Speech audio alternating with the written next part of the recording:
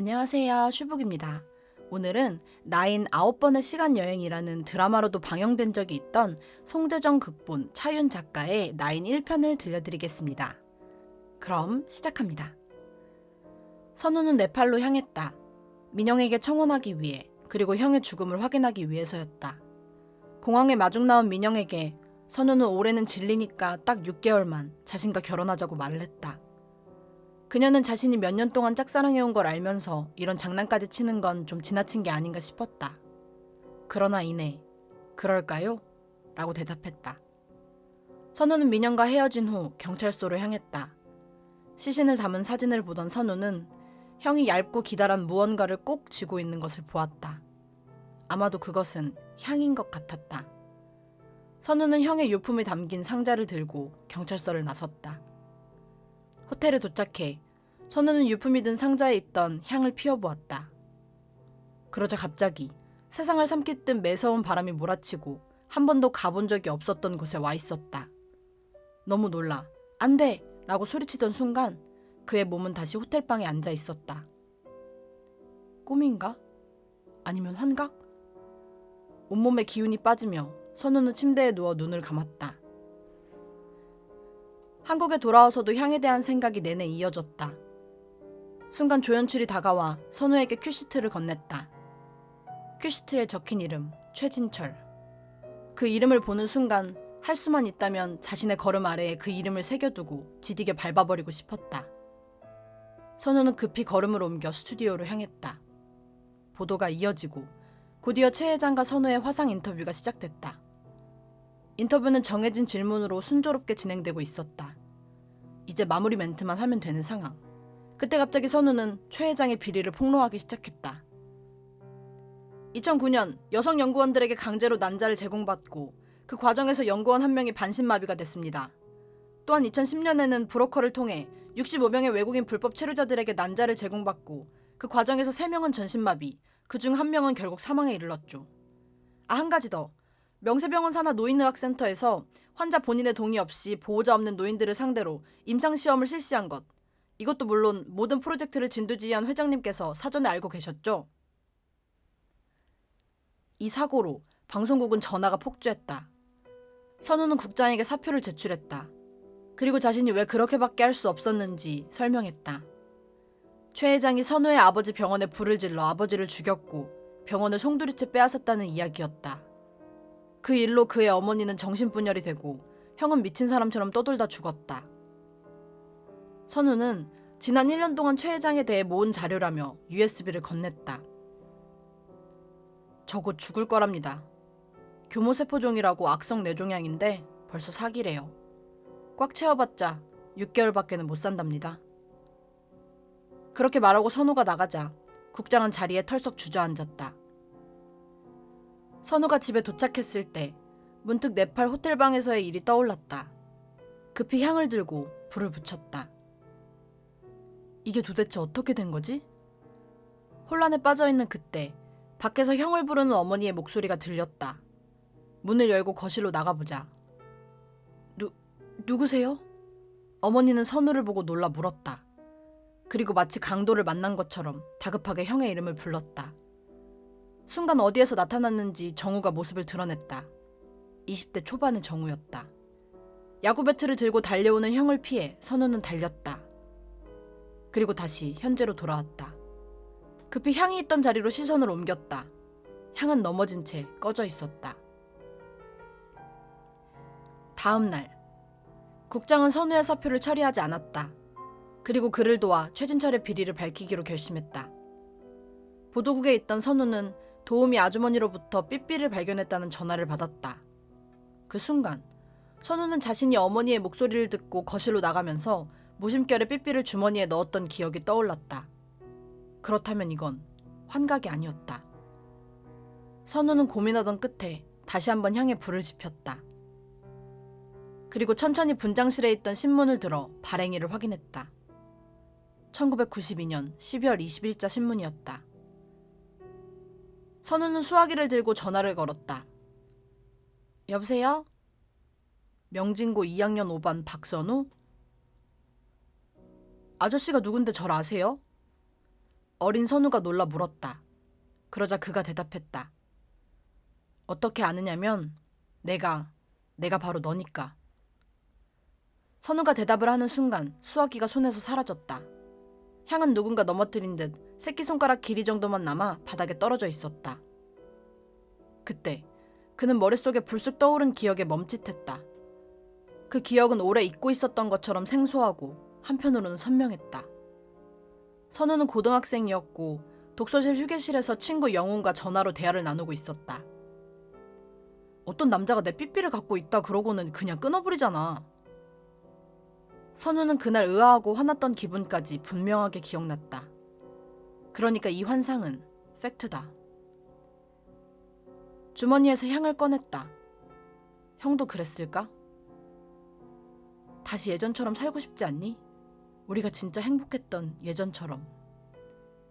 그 말을 했을 때 형의 간절한 목소리, 뜬물을 희망으로 반짝이던 눈빛이 떠올랐다.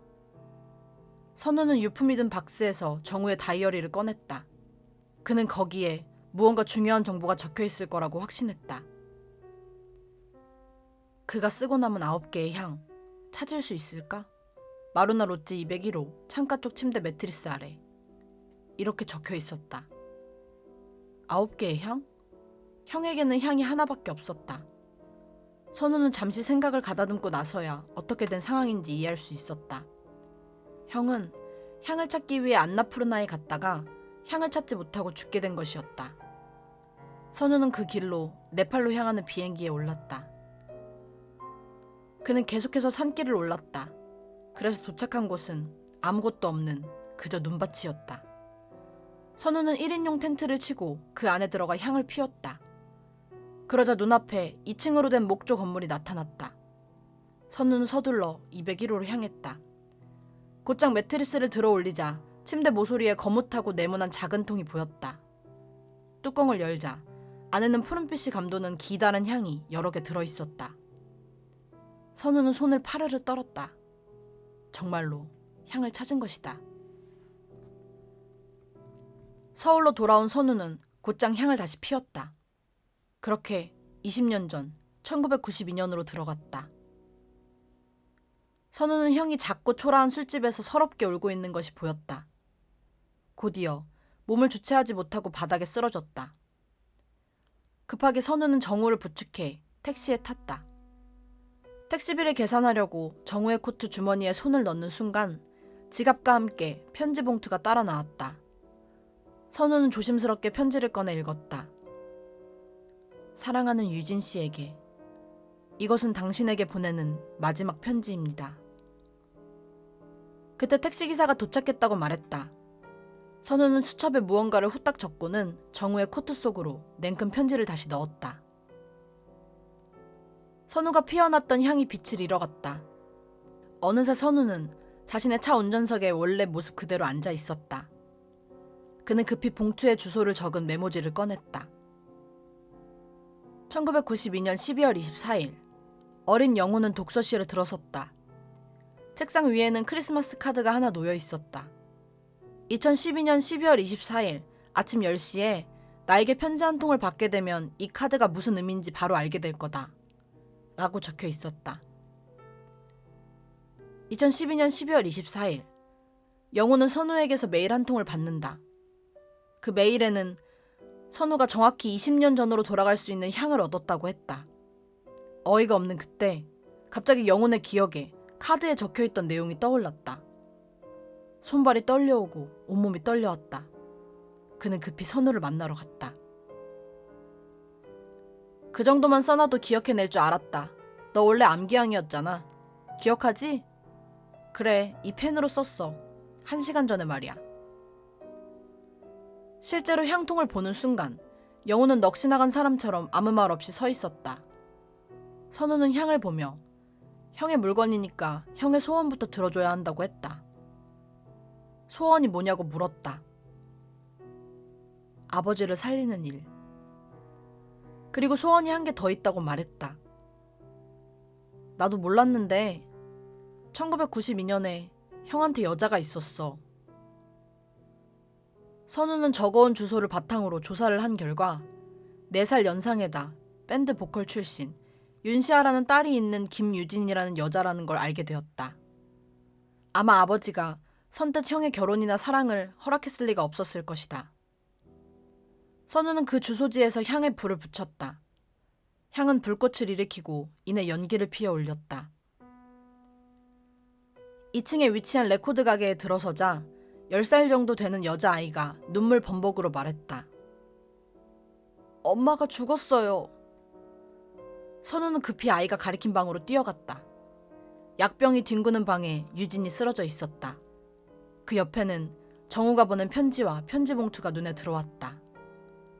선우는 급히 그녀를 병원으로 옮겼고 다행히 생명에는 지장이 없었다. 선우는 급히 수첩을 꺼내 형의 전화번호를 적어 시아에게 건넸다. 엄마 남자친구 전화번호야. 엄마가 지금 응급실에 있다고 그 아저씨한테 말해줘. 알았지? 그렇게 병원을 나선 선우는 1992년에서 2012년으로 돌아왔다. 그리고 민영과 함께 크리스마스를 보내고 있었다. 민영이 말했다. 난 엄마랑 사이가 좋았던 적이 없어요. 엄마 때문에 내 인생이 많이 꼬였거든요. 엄마 때문에 이름도 2번이나 바뀐 거 알아요? 민영이 계속해서 말을 이었다. 엄마가 무슨 점쟁이한테 들었는데 내 이름이 너무 안 좋다고 다짜고짜 민영이로 바꾼 거 있죠? 원래 이름은 시아였는데. 그리고 나중에 또 엄마가 재혼하면서 성이 윤씨에서 주씨로 바뀌고. 선우는 놀라 고개를 저으며 눈을 감았다. 믿을 수가 없었다. 그러다 고개를 들고 눈을 떴을 때 민영은 이미 사라지고 없었다. 머릿속에 낯선 기억들이 순식간에 스쳐 지나갔다. 그에게 시아라는 이름의 여자아이를 소개하던 정우의 모습, 몇 달 뒤 조촐하게 치러진 정우와 유진의 결혼식, 선우는 그날 축복받지 못한 결혼을 올리는 형과 유진의 무겁게 가라앉은 얼굴, 그리고 멍한 얼굴로 일관하던 이미 정신이 이상해져 버린 어머니의 모습에 가슴이 저렸다. 그것은 그에게 던져진 새로운 기억이 아니라 그가 오래전에 겪은 그의 새로운 과거였다. 정우는 살아났고 민영은 자신의 조카가 되었다. 또한 민영은 이미 결혼할 남자가 있다고 했다. 이제 어떻게 살아야 할까? 물리적으로는 분명 소멸된 기억들인데도 영원히 지워지지 않고 남아있다면, 2개의 기억을 안고 살아야 한다면 잘 살 수 있을지 자신이 없었다. 선우는 일을 마치고 집으로 돌아가고 있었다. 회의는 순조롭게 끝났다. 최진철을 잡아넣기 위한 작업이 착착 진행 중이었다. 여러 증언과 자료들을 준비해놓고 앞으로 닥쳐올 수많은 상황들을 대비해 각기 다른 대책을 마련해 두었다. 그때 최진철 회장으로부터 전화가 걸려왔다. 내가 네 아버지를 죽였다고 생각하냐? 난 아니다. 왜 20년을 쥐죽은 듯이 있다가 지금 이 난리를 피우는 거야? 선우는 말했다.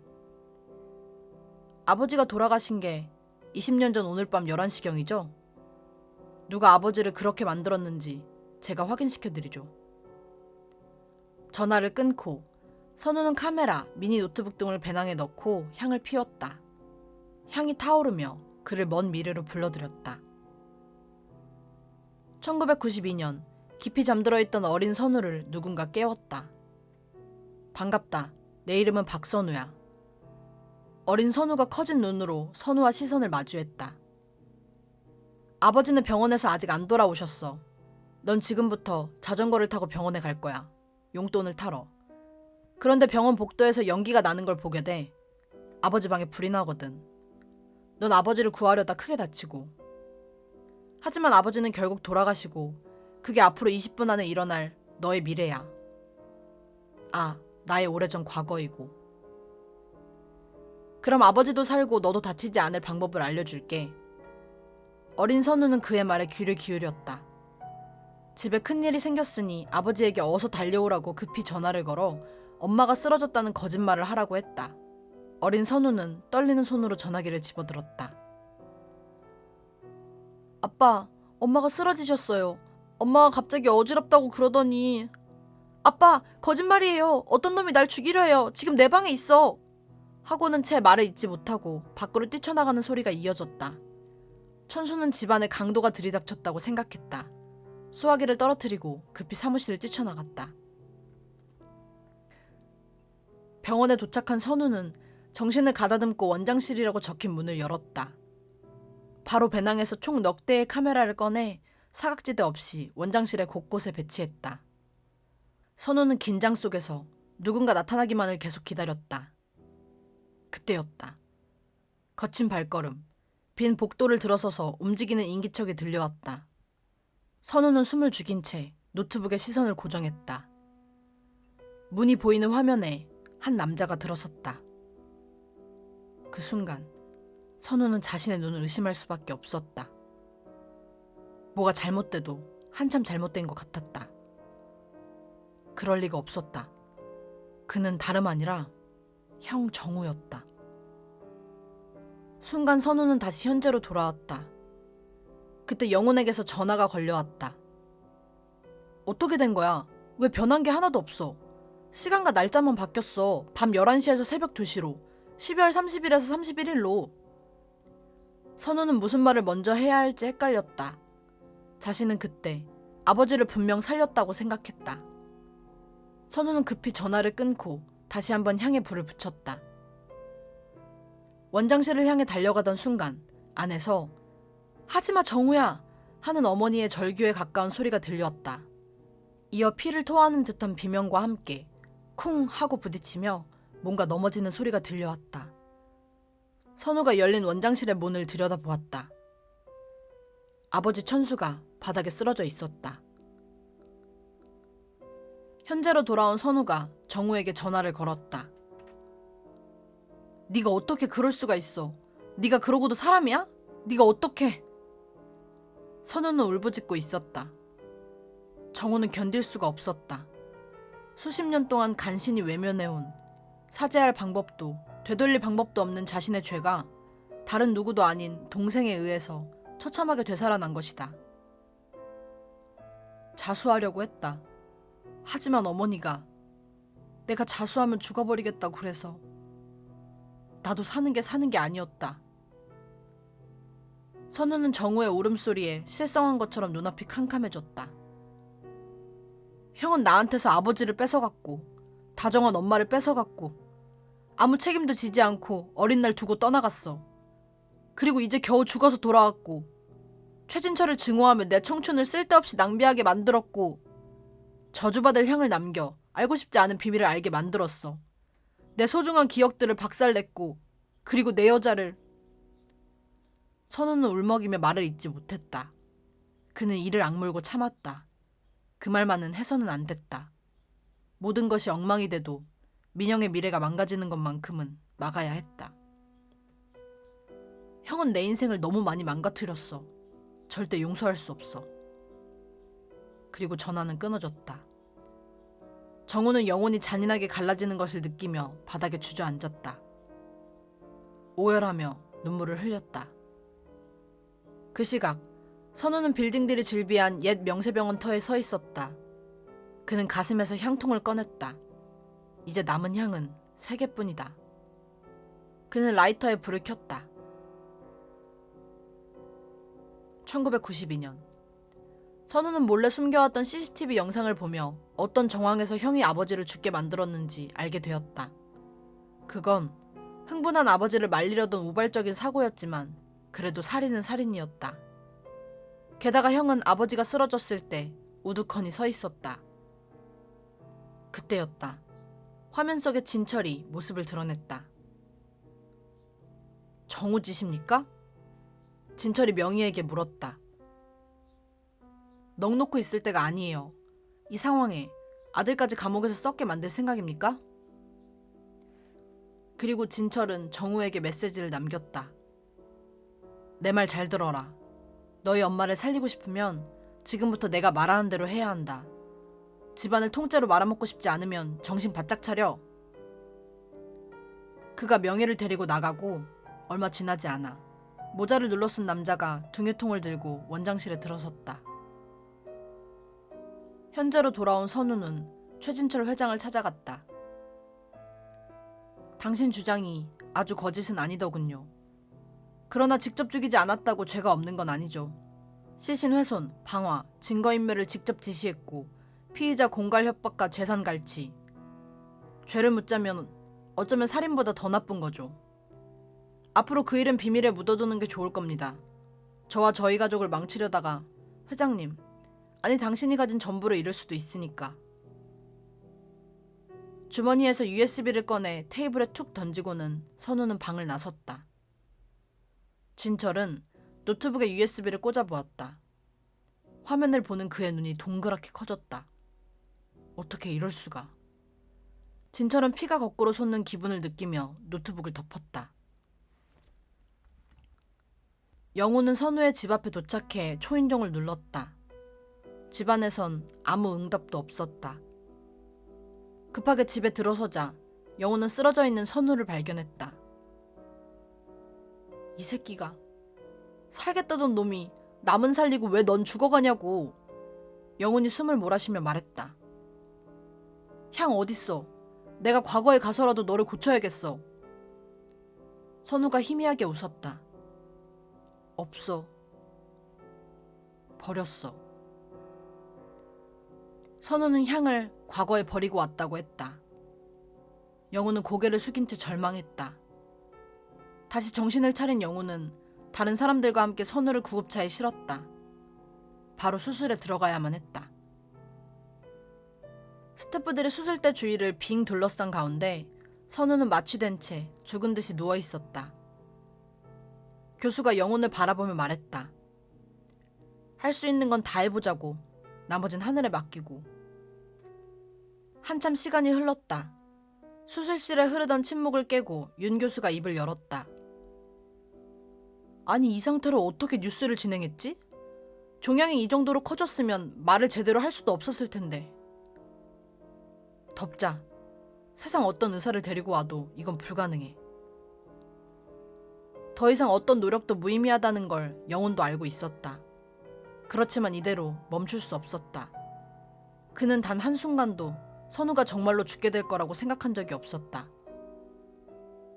그러나 하얀 천이 선우의 얼굴을 덮었다. 병원 앞 공터. 영훈은 민영에게 어떻게 말을 전해야 할지 도저히 떠오르지 않았다. 지금이라도 당신과 선우는 사랑했던 사이였다고 말하고 싶었지만 차마 그 말만큼은 할 수가 없었다. 그때 갑자기 머릿속에 어떤 기억들이 마구마구 쏟아졌다. 그 어느 때보다 기억들이 복잡하게 뒤엉켰다. 영훈은 급히 병원으로 달려가며 머릿속에 새로 조합된 기억들을 하나씩 상기했다.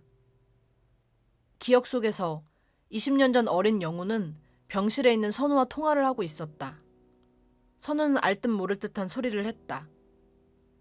아버지를 구했어야 하는데 그게 틀어져서 뭔가 다 잘못된 것 같아. 그 남자가 아버지 말고 내가 목숨을 구해줘야 할 사람이 한 명 더 있다고 했거든. 아무래도 그 사람이 나인 것 같아. 20년 후에 나 말이야. 그래서 그걸 미리 알려주려고 여기 온 거고. 죽는 걸 알면 내가 겁을 먹을까봐 미리 얘기 안 해준 거야. 그럴듯하지 않아? 내가 저번에 약봉지를 하나 주었는데 그 사람이 떨어뜨린 것 같아. 어린 선우는 당직이에게 알약에 대해 물었다. 알약 종류가 3가지라고? 뭐라고 쓰여 있어? 하나는 흰색의 알파벳 O, R... 영훈이 알파벳을 하나하나 천천히 불렀다. 오르필이네. 간질약이야. 항암제로도 쓰이고. 또 하나는? T, E, M... 그건 테모달이야. 그럼 교모세포종 환자인가 본데? 뇌종양. 그 시각 영호는 수술실에 도착했다. 수술실은 이미 텅 비어 있었다. 마침 저 멀리서 레지던트와 간호사가 흰 천이 덮인 침대를 끌고 가고 있었다. 잠깐! 영호는 손을 가늘게 떨다가 천을 확 벗겼다. 간호사는 영훈의 행동에 깜짝 놀라 소리를 질렀다. 그는 침대 위에 누운 시신의 얼굴을 오래도록 바라보았다. 영훈의 얼굴에 희미하게 뜬모를 웃음이 번졌다. 그때 영훈은 친숙하고 그리운 목소리에 고개를 돌렸다. 병원 로비, 벽에 걸린 대형 텔레비전에서 뉴스를 진행하는 선우의 모습이 보였다. 뉴스 투나잇, 지금부터 시작합니다. 건강하고 말쑥한 모습의 선우가 활기찬 목소리로 말했다. 어떠셨나요? 1권은 죽은 줄로만 알았던 선우가 살아 돌아오는 것으로 끝이 납니다. 이야기가 정말 흥미진진하지 않나요? 이 책은 예전에 한번 읽었던 책인데도 읽는 내내 심장이 조마조마했어요. 얼른 결말이 보고 싶으시죠? 빠르게 나인 2권 영상도 만들어서 가져오도록 하겠습니다. 제 영상이 마음에 드셨다면 좋아요와 구독 버튼 눌러주세요. 그럼 다음 영상에서 만나요. 지금까지 슈북이었습니다. 슈북슈북.